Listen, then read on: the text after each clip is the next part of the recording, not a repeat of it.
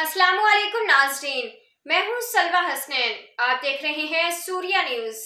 आइए नजर डालते हैं आज की अहम खबरों पर।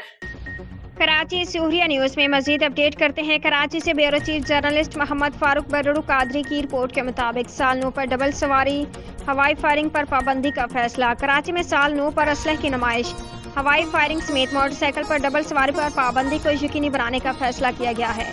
तर्जमान रेंजर्स के मुताबिक DG Rangers Sindh major general Azhar Waqas की ज़ेर सदारत सिक्योरिटी इजलास में साल 9 के इंतजामात का जायजा लिया गया।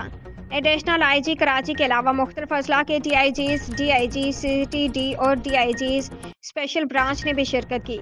तर्जमान रेंजर्स ने कहा कि साल 9 पर कानून की खिलाफ वर्जी करने वाले अफराद के खिलाफ सख्त कार्रवाई करने का फैसला किया गया।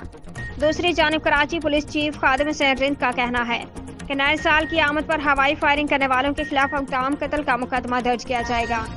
एडिशनल आईजी कराची खादिम हुसैन रिंद ने साल 9 पर हवाई फायरिंग के वाक़यात के तनाजुर में तमाम जोनल DIGs को हवाई फायरिंग के मुरतब अफराद के खिलाफ सख्त कानूनी कार्रवाई के अहकाम जारी कर दिए।